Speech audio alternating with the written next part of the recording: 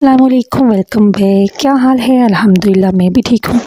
और यहाँ से जब मेरा व्लॉग स्टार्ट हो रहा है, यहाँ पे मैं बना रही थी अपने बच्चों के लिए नाश्ता। और आज मेरे बच्चे फरमाइश कर रहे थे कि मामा हमें ना मीठा पराठा खाना है। खैर मैं पराठा कम ही बना के देती हूँ, मक्खन वाली रोटी बनाती हूँ। यहाँ भी मैं मक्खन वाला उनके लिए मीठा पराठा बना रही थी। तो लोगों से मिलना और उनकी बातें सुनना, फिर देखना, तो बहुत सी बातें ऐसे जहन में आती हैं जो मेरा दिल करता है कि मैं आपके साथ शेयर करूँ, ताकि मेरी कोई बात, मेरा कोई जुमला, मेरा कोई वर्ड अगर आपकी लाइफ को चेंज कर देता है, आपके जहन को चेंज कर देता है, तो ये मेरे लिए एक सदका जारिया भी है। आपसे गुजारिश है कि अगर आप नए हैं मेरे चैनल पे तो ज़रूर मेरी वीडियो को लाइक करिएगा, चैनल को भी ज़रूर सब्सक्राइब करिएगा। जब एक लड़की की शादी होती है ना, तो इस बात की बिल्कुल भी हवा नहीं होती कि उसकी ज़िंदगी में आने वाला मर्द कैसा है। क्योंकि अगर वो शादी से पहले भी थोड़ा बहुत उसको जानती है, समझती है, तो वो उतना उसको कभी भी नहीं समझ सकेगी जितना उसको शादी के बाद उसका पता चलता है। या हम यूँ कह सकते हैं कि हाथी के दांत खाने की ओर, दिखाने की ओर। जब एक औरत को ये पता चलता है कि उसका शौहर बाहर मुँह मारता है, या बाहर उसने रिलेशनशिप बनाया हुआ है, या बाहर ही ज़रूरत को पूरी कर लेता है, तो बहुत तकलीफ़ होती है उस बहन को, उस बेटी को जिसके मुकद्दर में ऐसा शौहर लिख दिया जाता है। तो जहाँ आजकल कहा जाता है कि औरत इंडिपेंडेंट है, वो अपने फैसले खुद कर सकती है, लेकिन ऐसा सबके साथ नहीं होता। बहुत सी सरफरीज भी औरतें होती हैं जो अपनी ही ज़िंदगी के रंगीनियों में मगन होती हैं। जैसे उनके शौहर जैसे वैसी ही उनकी बीवियाँ। ना उस बीवी को परवाह होती है कि उसका शौहर किस रास्ते पे चल रहा है, ना उस शौहर को इस चीज़ से फ़र्क पड़ता है कि उसकी बीवी किस रास्ते पे चल रही है। बस वो अपनी ही दुनिया की रंगीनियों में मगन होते हैं। लेकिन बहुत सी प्यारी बहनें मेरी आज भी इस तकलीफ़ से गुजर रही हैं कि वो रोज़ अपने शौहर से मार खा रही होती हैं, गालियाँ सुन रही होती हैं और बहुत से ताने सुन रही होती हैं, रोज़ के रोज़ वो तमाशे देख रही होती हैं, लेकिन चुपचाप उस शौहर के साथ वो ज़िंदगी स्पेंड कर रही होती हैं। क्योंकि उनके पास कोई रास्ता नहीं होता। उनका घर से बस ये कह के भेज दिया जाता है कि अब तुम्हारा वही घर है, वही तुमने जीना है, वही तुमने मरना है। और बहुत से जो लोग होते हैं, माँ बाप, बहन भाई, पीछे मुड़ के देखते भी नहीं हैं। सबके साथ तो ऐसा नहीं होता, लेकिन बहुत जगह पे ऐसा होता है। कुछ तो गुर्बत के मारे, मजबूरियों के मारे, और कुछ जो है वो रिश्तों से लाताल्लुक़ होने में थोड़ी सी देर भी नहीं लगाते।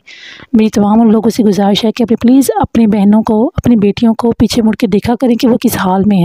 ये आता है कि औरतों को जब पता चलता है कि उनका शौहर जो है वो दूसरी औरतों की तरफ मतवज्जो है, उनको टाइम नहीं देता, या वो उनके रिलेशन जो है बाहर बने हुए, तो वो बिल्कुल ही अपने आप को छोड़ देती हैं, अपना ख्याल नहीं रखती, अपने आप को वक्त से पहले बूढ़ा कर देती हैं। अगर कोई बहन मेरे ये व्लॉग देख रही है, मुझे सुन रही है, अगर उसके साथ ये मामला है कि उसका शौहर दूसरी औरतों की तरफ तवज्जो देता है, तो उसने अपने दिल को छोटा नहीं करना। अल्लाह की ज़ात जो है वो बहुत बड़ी है, वो कभी ना कभी उसको रास्ते पे लेकर आएगी। आपने कोशिश नहीं छोड़नी। आपने कोशिश कैसे करनी है? अल्लाह ताला से दुआ करनी है, और उसके बाद आपने अपने आप को खूबसूरत बनाना है। आप देखते हो कि आपका शौहर आपको तवज्जो नहीं देता, आप बिल्कुल छोड़ देते हो, आप घर के कामों में लगी हैं, कोना कोना आप साफ़ कर रही हैं, दूसरों को कोशिश कर रही हैं, वाह वाह हो रही है कि बहुत प्यारी सफाई करती है, कितना अच्छा घर नीट किया हुआ है। लेकिन अपने आप को जब देखना है, अपने आप को मुआयना किया करें, शीशे में जाकर देखा करो अपने आप को कि आप किस तरह की हो गई हैं, आप कैसी थी और कैसी हो गई हैं। अपने आप को तवज्जो दें, घर का काम भी करें, लेकिन ये नहीं है कि आप सारा दिन आप घर का काम करती रहती हैं, अपने आप को बिल्कुल भी नहीं देख। जहाँ आपका शौहर दूसरी औरतों पे पैसे लुटा रहे हैं, तो आपका उसकी कमाई में बहुत हक है। पैसे दें, पार्लर जाएँ, अपने आप का ट्रीटमेंट करवाएं, अपने आप को खूबसूरत बनाएं। अगर नहीं जा सकते तो घर में भी बहुत से ऐसे टोटके होते हैं जिनको यूज़ करके आप खूबसूरत बन सकती हैं।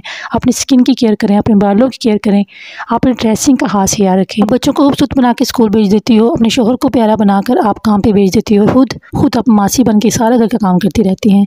आपने ऐसा नहीं करना। अपने आप को तवज्जो दें। आपका शौहर आपको नहीं कहेगा कि आप खूबसूरत लगती हो या नहीं लगती, या आपको ये पहनना चाहिए या ये पहनना आपको अच्छा लग रहा है। बहुत से शौहर जो होते हैं वो बिल्कुल भी अपनी बीवी की तारीफ़ नहीं करते।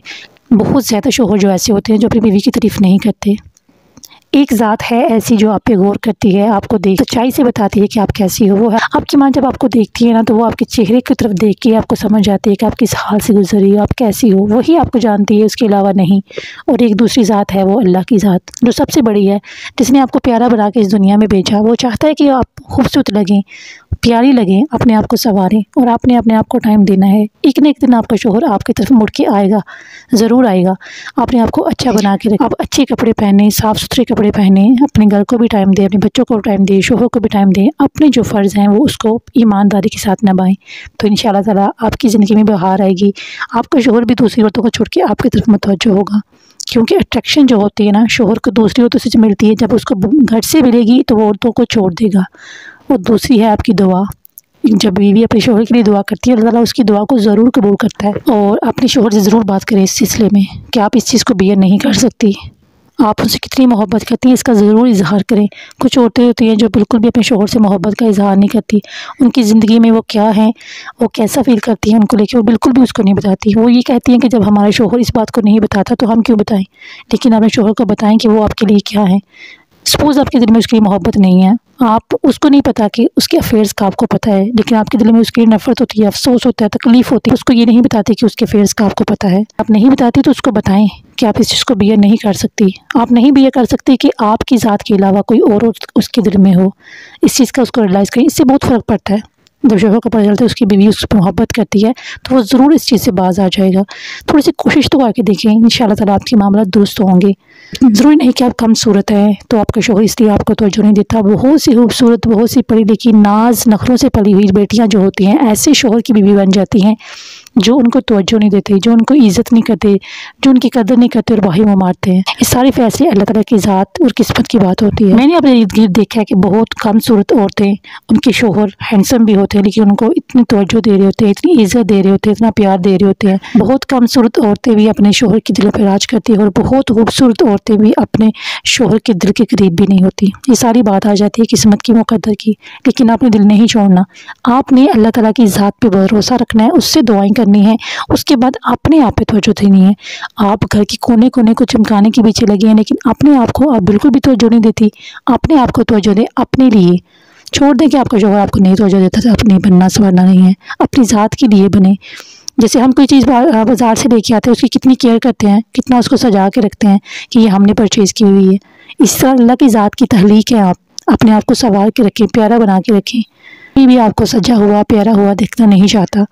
ससुराल में आपके खानों की तारीफ़ की जाएगी, आपके घर की सफाई की तारीफ़ की जाएगी, लेकिन कभी आपको देख के आपकी तारीफ़ नहीं की जाएगी कि आप अच्छी लग रही हो, आप ग्लो कर रही हो, आप ब्लश कर रही हो। नहीं करेंगी, बिल्कुल भी नहीं करेंगी। देखिए आप घर के कामों को कर देंगे कि आपकी ज़ात को नहीं करेंगी। तो आपने अपना मुआयना खुद ही करना है। आपके लिए वक्त निकालें, अपने आप पे तवज्जो दें। ये थी मेरी एक छोटी सी वीडियो जो मैंने कोशिश की आपको अच्छी तरह से समझा सकूं, आपकी दिलजोई कर सकूं। अगर मेरी कोई बहन इस तकलीफ़ में मुब्तला है तो मेरी दुआ है कि अल्लाह पाक आपको जहाँ भी हैं अल्लाह आपकी बेटियों के नसीब अच्छे करे, अल्लाह आपके नसीब अच्छे करे। मेरी वीडियो अच्छी लगी हो और अगर आप मेरे चैनल पर अभी तक देख रहे हैं मुझे तो आपसे गुजारिश है कि प्लीज़ इसको लाइक करिएगा, चैनल को ज़रूर सब्सक्राइब करिएगा। फिर मिलूँगी एक व्लॉग के साथ, तब तक के लिए अल्लाह हाफिज़।